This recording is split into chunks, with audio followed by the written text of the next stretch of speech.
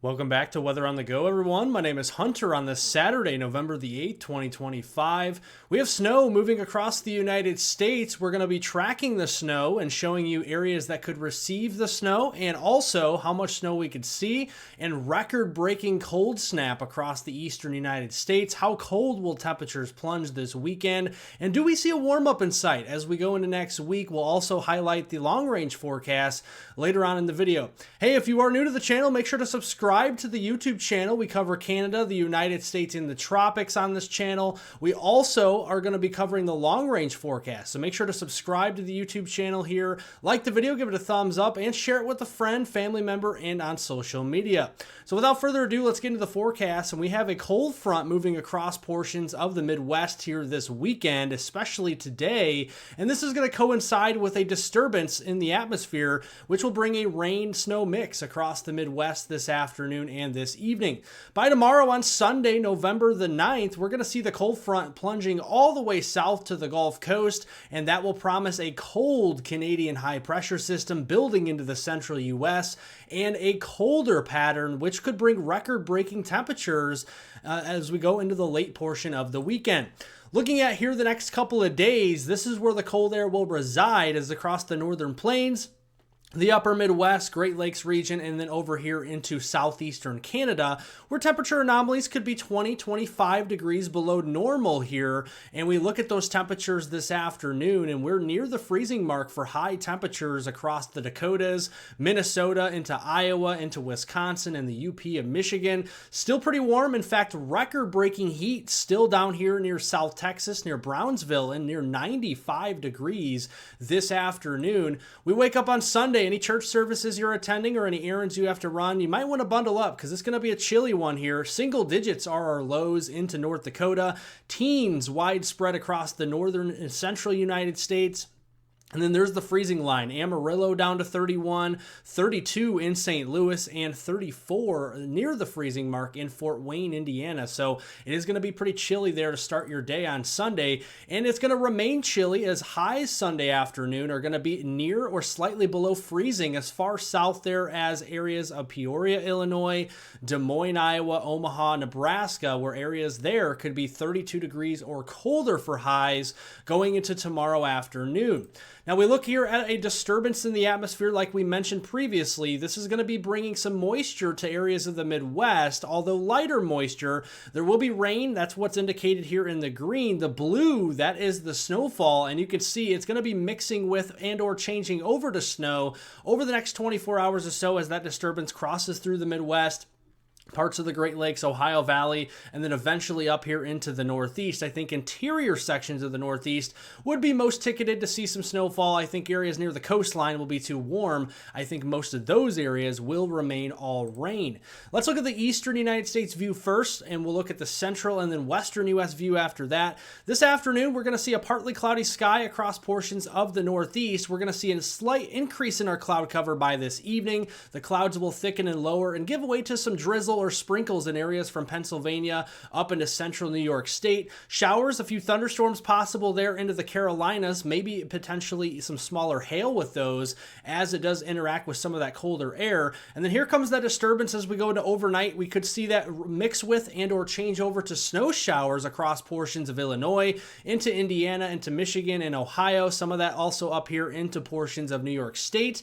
So starting off Sunday morning here across the Ohio Valley, we're going to be seeing some precipitation moving through areas of Indianapolis, Fort Wayne, Toledo, Detroit, over here into Dayton and Columbus. These areas will start off wet as we go into Sunday morning, and then into Sunday afternoon, we're going to see that system move further to the east, and the colder air coming in will promise a better chance for snow showers into those areas. Again, like we mentioned, Indianapolis, Fort Wayne, Toledo, Columbus, Dayton, and Detroit. That's where we could be seeing some snow showers going into Sunday afternoon and evening.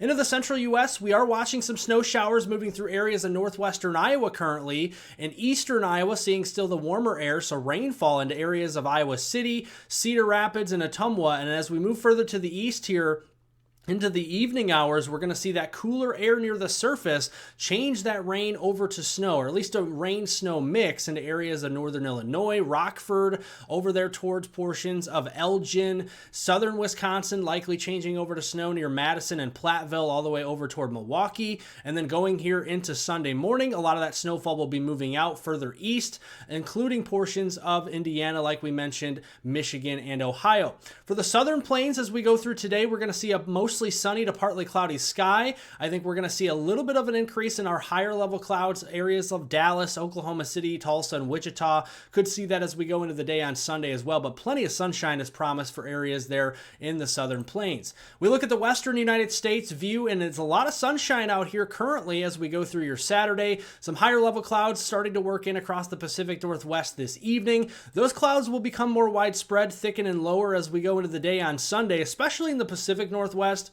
That's ahead of our next storm system moving in once we get here into early next week. But you guys see that there's plenty of dry time out here across the west, so that is promised through the weekend.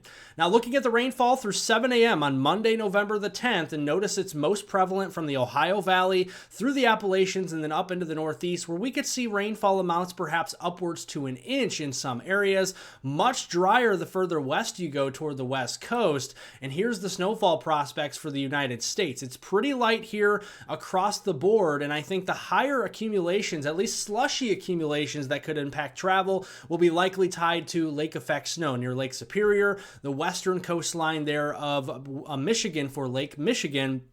And then obviously areas near Lake Huron and Lake Erie could see that as well. Otherwise, outside of those areas, places like Chicago, Des Moines, Omaha, Indianapolis, Kalamazoo, Grand Rapids, and Detroit, those areas likely seeing a light coating of snowfall as we go through the weekend, and mainly on grassy surfaces. We look up to the north. Our neighbors to the north in Canada are actually seeing some pretty heavy snowfall in western portions of British Columbia, up into the province of Yukon, even the Northwest Territories. A little bit lighter amounts as you swing down here into Alberta, Saskatchewan, and Manitoba, and then picking back up with an inch or two of snow into Ontario and Quebec, and then further east into Newfoundland and Nova Scotia. So that's what we're looking at in Canada going through the rest of the weekend. Now, into early next week, a big-time trough across the east will promise record-breaking cold temperatures and the coldest temperatures of the season thus far across the United States, and certainly for the southeast. That ridge out west, though, is going to start to move eastward slowly through the week, and that will moderate our temperatures by the time we get to around Friday, November 14th, although another storm system and trough will be moving into the Sacramento Valley of California. We'll talk about that here shortly. But our temperature trends next week, Monday, November 10th through Friday, November 14th, trending colder to the east, a little bit warmer to the west. So east of the Mississippi River, record-breaking cold temperatures in many areas, and then west of the Mississippi River, we're seeing those moderating temperatures with still warmer than normal conditions for mid-November standards, where we could be 20 degrees above normal for areas, for example, around the Rockies and the West Coast. Now, we look at those temperatures starting early next week. It's going to be cold at the bus stops and also heading out to work. If you live in the Midwest, the Ohio Valley, we're going to start off in the teens and 20s on Monday morning, and then going into Tuesday morning, we have record-breaking cold temperatures for lows across the southeast, starting off in the 20s. Low 30s out here. Atlanta starting off Tuesday morning at 27. Gainesville, Florida at 31. And Tampa Bay, Florida could be at the freezing mark on Tuesday morning as well. So it's going to be very chilly for our friends down in the Sunshine State there as well. But notice as we go through the week, those low temperatures will start to creep up a little bit and not be as extreme. Those high temperatures Monday afternoon, though, are going to be cold. 43 for a high in Atlanta, Georgia. 40 in Chattanooga, Tennessee. And then Pikeville and eastern portions of Kentucky.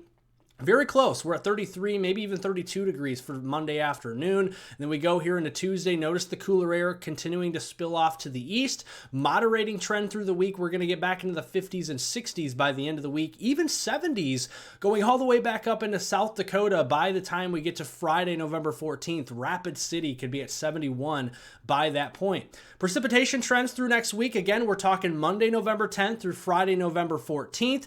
Drier, as indicated by the brown here in the the east, wetter as indicated by the green and blue across the west. And the blue, that's well above normal precipitation across California. So we look at that storm system, that trough that's moving in across the east, bringing some unsettled weather for the eastern U.S. to start the week next week. That ridge is going to start to build in. That'll bring quieter weather by midweek across the majority of the lower 48 and push that active storm track further north into Canada. And then as we go into late next week, by Friday, another big time trough. And this one's going to be digging further south into central, southern California, and dare I say, even the Baja of California into Mexico. That's going to be pretty far south. It's going to be picking up, scooping up that moisture from the East Pacific and starting to move it into areas that haven't seen a lot of it recently. So Southern California, Southern Nevada near Vegas, Phoenix and Arizona could start to see some moisture. That low pressure system is likely going to start to get cut off from the main flow in the jet stream, as the main flow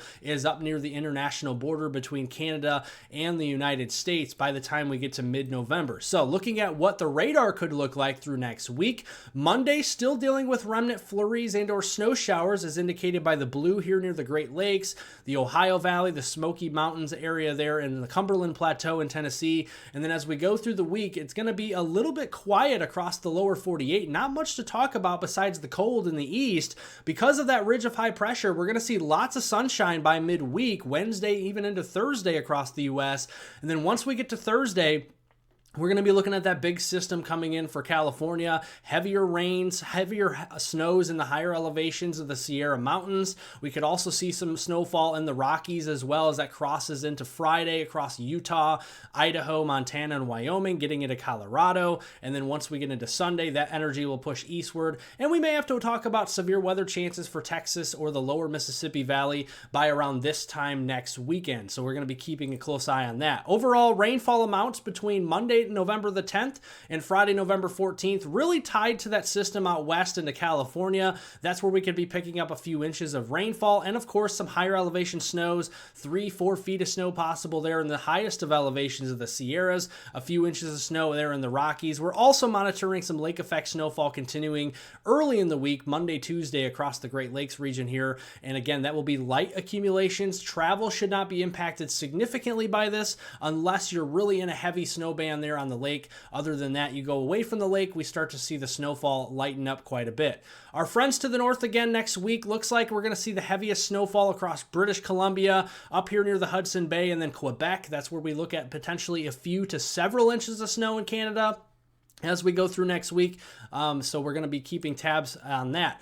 It's going to be a breezy week ahead as we go through the next few days. We could be seeing wind gusts over 40, 50 miles an hour as these systems work in across the west. The wind will lighten up a little bit east of the Mississippi River, but still some breezy conditions here late next week as those systems move in. Winds could be around 30, 35 miles per hour. So it's going to make it feel a little bit cooler out there. The long-range forecast here into the third week of November, November 17th through the 24th, warmer than normal temperatures across the south central United States, and then again trending cooler than normal as indicated by the blue in the west, especially for California, Nevada, and Oregon, as we're going to potentially be seeing another system coming in, and that system will be moving moisture downstream into the central United States, getting closer to Thanksgiving, and that could provide a more dynamic storm system by the third week of November.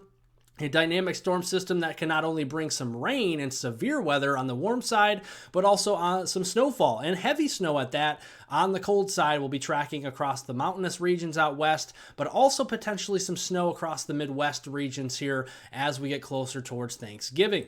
Thank you all for watching. I hope you did enjoy the forecast. You found it informative. If you did and you found it helpful for you in any way, life-saving, make sure to subscribe to the YouTube channel. We cover Canada, the United States, and the tropics. Like the video, give it a thumbs up. Would love to hit 1,000 likes today. If you can help me out in doing so, I'd appreciate it. And share the video. It helps to get all this information out to more and more people. Thanks for watching. Thanks for the support, everybody, and have a wonderful and safe rest of your Saturday out there.